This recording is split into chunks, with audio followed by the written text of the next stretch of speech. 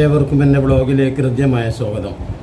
ഞാൻ ഇന്ന് പറയുന്നത് സൂംബ ഡാൻസ് എന്ന് പറയുന്ന ഡാൻസ് നമ്മുടെ സ്കൂൾ തലങ്ങളിലൊക്കെ നടപ്പാക്കാൻ വേണ്ടി ഭരണകൂടം വളരെ ജാഗ്രതയോടെ കൊണ്ടുവരികയാണ് യഥാർത്ഥത്തിൽ സ്കൂളുകളിൽ. കാരണം സൂംബ ഡാൻസ് എന്താണ് എന്ന് ചോദിച്ചാൽ കുട്ടികൾക്കും അറിയില്ല, ഈ പറയുന്ന അധ്യാപകന്മാർക്കും അറിയില്ല, രക്ഷിതാക്കൾക്കും അറിയില്ല, അവരുടെ വീട്ടുകാർക്കും അറിയില്ല.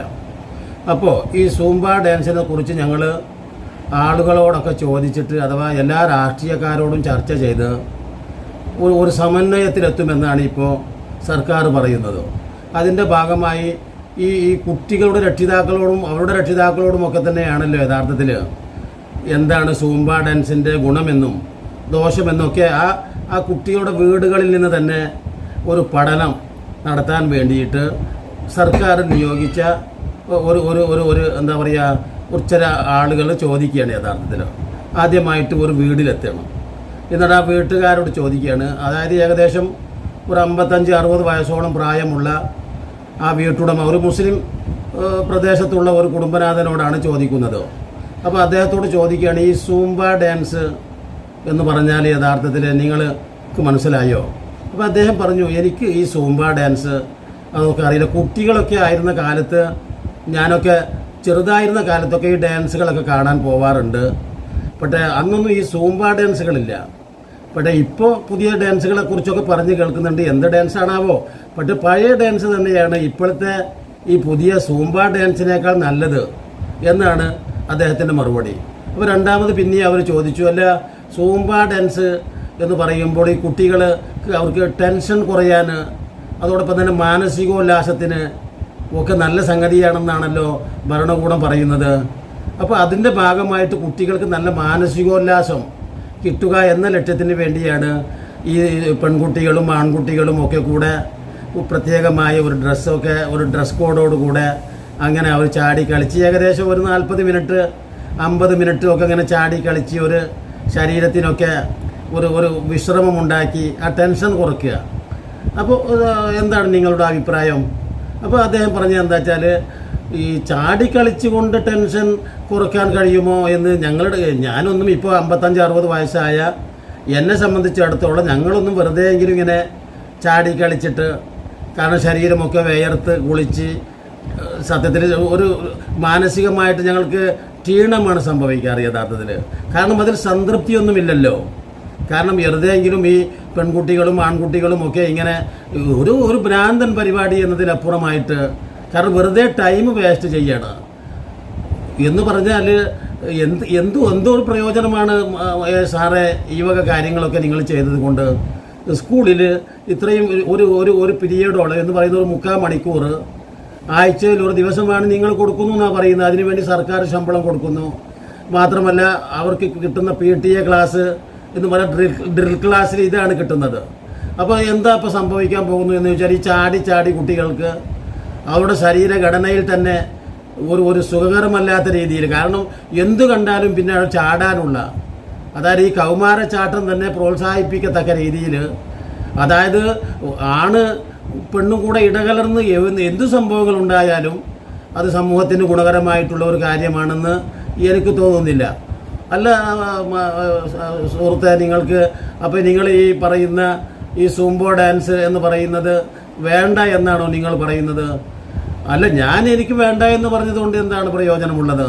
സൂംബ ഡാൻസ് എന്താണ് എന്ന് അത് സമൂഹത്തിലേക്ക് കൊണ്ടുവരാനുള്ള ഉദ്ദേശം എന്ത്? യഥാർത്ഥത്തിൽ നിങ്ങൾ ഈ ചെയ്യുന്നത് നിങ്ങളുടെ ഭരണപരാജയത്തിൽ നിന്ന് എന്തെങ്കിലുമൊക്കെ, ഇപ്പോൾ ഉദാഹരണം, ഇപ്പോൾ നിലമ്പൂർ ഇലക്ഷൻ നടന്നു.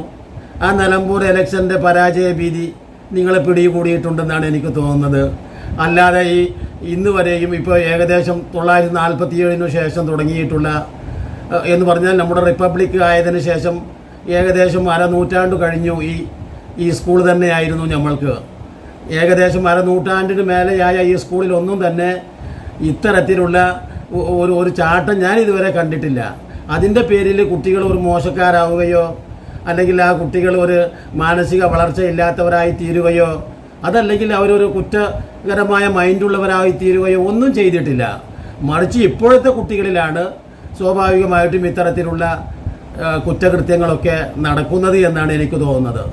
അല്ല, അപ്പം നിങ്ങൾ പറയുന്നത് ഈ കുട്ടികൾക്ക് ഇത്തരത്തിലുള്ള ഈ ഡ്രസ്സ് മാറുന്നതിന് ഇത്തരത്തിലുള്ള എന്താ പറയുക സൂംബോ ഡാൻസുകളൊന്നും ഫലം ചെയ്യുന്നില്ല എന്നാണോ നിങ്ങൾ പറയുന്നത്?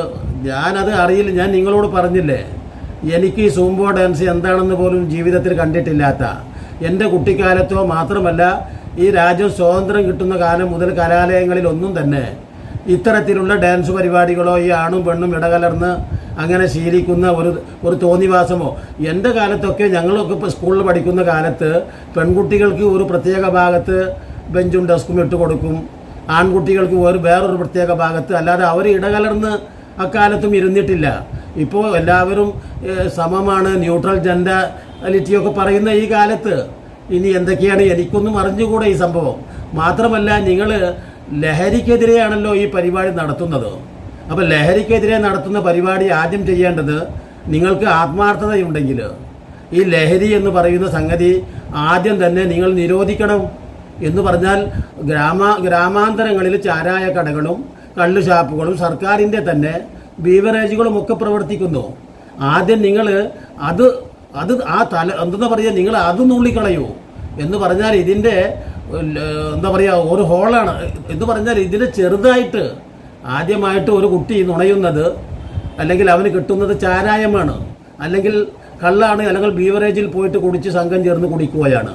അപ്പോൾ അതിൽ നിന്നാണ് പിന്നെ അവനങ്ങനെ MDMയിലേക്കും പിന്നീട് പാമ്പിൻ വിഷത്തിലേക്കും അത് വേണ്ട മറ്റു പല ലഹരികളിലേക്കും അന്വേഷിച്ച് അവൻ പോകാനുള്ള കാരണം എന്താണെന്ന് ചോദിച്ചാൽ, ആദ്യം ചാരായത്തിൻ്റെ ആ രസം അവന് രുചിച്ചത് കൊണ്ടാണ്. പിന്നീട് അവന് ആ ചാരായത്തിൻ്റെ സ്ട്രോങ് പോരാ എന്ന് തോന്നി. അപ്പോൾ അവൻ കള്ളിലേക്കും പിന്നീട് ബീവറേജസിൽ വരുന്ന മറ്റു പല ബ്രാൻഡികളിലേക്കും ഒക്കെ തിരിയാൻ തുടങ്ങി. അതിൽ സ്വാഭാവികമാണ്. അപ്പോൾ ആദ്യം ചെയ്യേണ്ടത് നിങ്ങളെന്താണ്, ഈ കള്ള് എന്ന് പറയുന്ന എന്താ പറയുക, പ്രവാചകന്മാരൊക്കെ പറഞ്ഞിട്ടുള്ള ഉമ്മുൽ ഖബായിസ് എന്ന് അറബിയിൽ പറയും ഞങ്ങൾ.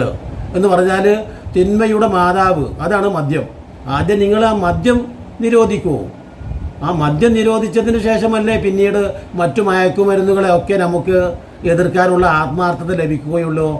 നമ്മൾ ഇഷ്ടംപോലെ മദ്യം വിൽക്കുകയും അതിനുവേണ്ടി മന്ത്രിയും അതിനുവേണ്ടി ഒരു വലിയ എന്താ പറയുക വകുപ്പും തന്നെ കൈകാര്യം ചെയ്തിരിക്കെ നമ്മൾ പിന്നെ ഏത് താഴെ തട്ടിൽ നിന്ന് തുടങ്ങേണ്ടതല്ലേ യഥാർത്ഥത്തിൽ ഇത്. അപ്പോൾ താഴെ തട്ട് എന്ന് പറയുന്നത് കള്ള്. ആ കള്ളിനെ നിരോധിക്കൂ. മദ്യനിരോധനം നിങ്ങൾ ആദ്യം നടപ്പിൽ വരുത്തൂ. മദ്യനിരോധനം നടപ്പിൽ വരുത്തിയതിന് ശേഷമുള്ള പ്രവർത്തികളാണ് ഒക്കെ നിങ്ങൾക്ക് സ്ട്രെസ് കുറക്കാൻ അഥവാ ടെൻഷൻ കുറക്കാൻ, അതോടൊപ്പം തന്നെ മറ്റു സന്തോഷങ്ങളൊക്കെ ലഭിക്കണമെങ്കിൽ ഇന്ന് നമ്മൾ ദൈനംദിനം കേൾക്കുന്ന സംഭവങ്ങളും അനിഷ്ടകരമായിട്ടുള്ള സംഭവങ്ങളും ഒക്കെ വീടുകളിൽ അരങ്ങേറുന്നത്, കുടുംബത്തിൽ അരങ്ങേറുന്നത്, ചെറുപ്പക്കാരിൽ അരങ്ങേറുന്നതൊക്കെ മദ്യപാനമാണ്. ആ മദ്യപാനത്തെ നിങ്ങൾ മുറിച്ചതിന് ശേഷമല്ലേ നിങ്ങൾ മറ്റു ലഹരിക്കെതിരെ പോരാടുക എന്നത്. നിങ്ങൾ ലഹരിക്കെതിരെ പോരാടുമ്പോൾ അതൊരു തികഞ്ഞ ആണും പെണ്ണും ഒന്നിച്ച് ഇടകലർന്ന് ചാടിക്കൊണ്ട് മദ്യപാനത്തിൻ്റെ മറ്റൊരു ദുഷിപ്പ് അഥവാ മറ്റൊരു വിപത്താണ് നിങ്ങൾ ഉണ്ടാക്കിക്കൊണ്ടാണ് നിങ്ങൾ ഈ പറയുന്ന ലഹരിക്കെതിരെ പോരാടുന്നത്. കാരണം തീർച്ചയായിട്ടും യൗവനത്തിലെത്തി നിർത്തുന്ന അഥവാ പ്രായപൂർത്തി ഏകദേശം ആയിക്കൊണ്ടിരിക്കുന്ന ഈ പറയുന്ന ആണും പെണ്ണും ഇടകലർന്ന് പരസ്പരം തൊട്ടുരുമ്മി അല്ലെങ്കിൽ പരസ്പരം തൊട്ടുരുമാൻ സാധ്യതയുള്ള രീതിയിൽ ഒക്കെ നിങ്ങൾ ഇങ്ങനെ ചാടിക്കൊണ്ടിരുന്നാൽ സ്വാഭാവികമായിട്ടും അവർക്കിടയിൽ വൈകാരികത രൂപപ്പെടും. അവർക്കിടയിൽ അവിടെ ദർശനങ്ങൾ, അതുപോലെ സ്പർശനങ്ങൾ ഒക്കെ മോശമായി തീരും. ചിലപ്പോൾ ഈ ചാടിക്കൊണ്ടിരിക്കുന്ന ഈ പിള്ളേർ പിന്നീട് എന്തായിത്തീരും, പിന്നെ ഈ അവർ സ്ഥിരമായിട്ട് ഒരു സ്ത്രീയും പുരുഷനും തമ്മിൽ ചാടിപ്പോകാൻ വരെ ഇടയാകും. അപ്പോൾ നിങ്ങൾ പറയുന്നത് ഈ സൂംബ എന്ന് പറയുന്ന ഡാൻസ് ദോഷമാണ് എന്നാണോ ഇക്ക? തീർച്ചയായിട്ടും അത് ഒരിക്കലും നമുക്ക് ഈ ഭരണകൂടം എന്തോ ചില താല്പര്യങ്ങൾക്ക് വേണ്ടി അവരുടെ പോരായ്മകൾ, ഇപ്പോഴത്തെ ഈ പറയുന്ന ഉപതെരഞ്ഞെടുപ്പിലേറ്റ പരാജയം, അതിൽ നിന്ന് അവർ സമൂഹത്തെ തെറ്റിദ്ധരിപ്പിക്കാൻ അല്ലെങ്കിൽ ആ പരാജയത്തെ മറച്ചു വെക്കാൻ നിയമസഭാ ഇലക്ഷൻ അടുത്ത ഏതാനും മാസങ്ങൾക്കുള്ളിൽ നമ്മൾ കടന്നു വരികയാണ്. അപ്പോൾ സ്വാഭാവികമായിട്ടും ആ ഭരണപരാജയം മറച്ചുവെച്ച് കുട്ടികളെപ്പോലും അങ്ങേയറ്റം ഉത്സാഹശീലരാക്കി സമൂഹത്തിലേക്ക് ഉയർത്തിക്കൊണ്ടുവരാനുള്ള ഒരു വലിയ ശ്രമമാണ് ഈ ഭരണകൂടം നടത്തുന്നത് എന്ന് പറയാനുള്ള ഒരു തരംതാന്ന നടപടി കൂടെയാണ് എന്ന് പറഞ്ഞുകൊണ്ട് ആണ് എനിക്ക് ഇഷ്ടം. അപ്പോൾ നിങ്ങൾ ഈ സൂംബ ഡാൻസിനെ നിങ്ങൾ ഒരിക്കലും അംഗീകരിക്കുന്നില്ല അല്ലേ? സൂംബ ഡാൻസിനെ അംഗീകരിക്കുന്നില്ല എന്ന് മാത്രമല്ല, ഇത്തരത്തിലുള്ള തോന്നിവാസങ്ങളൊന്നും ആ തൂമ്പ കൊണ്ട് നിങ്ങൾ 4 തെങ്ങിൻ തടം തുറക്കൂ, എന്നാൽ പറമ്പിൽ കിടക്കൂ, അതുകൊണ്ട് നമുക്ക് വേറെ എന്തെങ്കിലുമൊക്കെ പച്ചപ്പുണ്ടാകുമല്ലോ. മാത്രമല്ല, ഇപ്പോൾ നിങ്ങൾ എന്താ ഈ ചെയ്യുന്നതെന്ന് ചോദിച്ചാൽ ഇത് മുസ്ലിങ്ങൾക്കെതിരെയുള്ള ഒരു വടി കൂടെയാണ്. കാരണം ഈ തരത്തിലുള്ള കായിക പരിശീലനങ്ങൾ കുട്ടികൾ ഉയർന്നു പൊങ്ങി വരുന്ന ആ സംവിധാനത്തെ ഈ വർഗീയവാദികളായ ഈ ഭീകരവാദികളായ മുസ്ലിങ്ങൾ ഇതിനെ എതിർക്കുന്നു. അപ്പോൾ മുസ്ലിങ്ങൾ എന്തുകൊണ്ടാണ് ഇതിനെ എതിർക്കുന്നത്? മുസ്ലിങ്ങൾക്ക് മാത്രമേ അതിനെ എതിർക്കാനുള്ള കരുത്തുള്ളൂ. അതുകൊണ്ടാണ്. കാരണം അവർക്ക് ഒരു അടിസ്ഥാന നിയമമുണ്ട്, ഒരു അടിസ്ഥാന സംവിധാനമുണ്ട്. അതുകൊണ്ട് തീർച്ചയായിട്ടും അവർ ഇത്തരത്തിലുള്ള തോന്നിവാസങ്ങൾ, സ്ത്രീ പുരുഷ ഇടകലരല്ലോ, അതുപോലെയുള്ള എല്ലാ തോന്നിവാസങ്ങളെയും അവർക്ക് സ്ത്രീക്ക് ഗുഹ്യഭാഗമുണ്ട്, പുരുഷന് ഗുഹ്യഭാഗമുണ്ട്. അറബിയിൽ ഞങ്ങൾ ഔറത്ത് എന്ന് പറയും. അന്യ പുരുഷനും അന്യ സ്ത്രീയും പരസ്പരം അത് വെളിവാക്കാൻ പാടില്ലാത്തതാണ്. അവരുടെ ശബ്ദം പോലും പാടില്ലാത്തതാണ്. അത് ഞങ്ങളുടെ വിശ്വാസമാണ്. ഞങ്ങൾ മുസ്ലിങ്ങൾ മാത്രം ഇത്തരത്തിലുള്ള വിശ്വാസങ്ങളെക്കുറിച്ച് പറയുമ്പോൾ അതിന് നിങ്ങളൊരു വടി ഞങ്ങൾക്കെതിരെ ഓങ്ങുന്നതിന് വേണ്ടിയാണ് ഇത്തരത്തിലുള്ള പരിപാടികളൊക്കെ നിങ്ങൾ നടത്തുന്നത്. ഒരിക്കലും ആവശ്യമില്ലാത്ത ചർച്ചകൾ കൊണ്ടുവന്ന് ഈ പറയുന്ന സംഘപരിവാർ താല്പര്യങ്ങൾ അഥവാ ഈ എന്താ പറയുക സംസ്കാരാധിനിവേശം, ഇതര സംസ്കാര എന്ന് പറഞ്ഞാൽ മുസ്ലിങ്ങൾ അവരുടേതായ തനതായ സംസ്കാരത്തിന്മേൽ മറ്റൊരു എന്താ പറയുക ഒരു മലിന സംസ്കാരത്തെ അടിച്ചേൽപ്പിക്കാനുള്ള ഒരു ശ്രമം തന്നെയാണ് ഈ നടത്തുന്നത്. അതോടൊപ്പം തന്നെ അവരെ പ്രതിസ്ഥാനത്ത് നിർത്താനും ഇത്തരത്തിലുള്ള ഈ പറയുന്ന വിവാദങ്ങൾ വഴി ഉണ്ടാക്കിയെടുക്കാൻ കഴിയും എന്ന് പറയുകയാണ് ഞാൻ.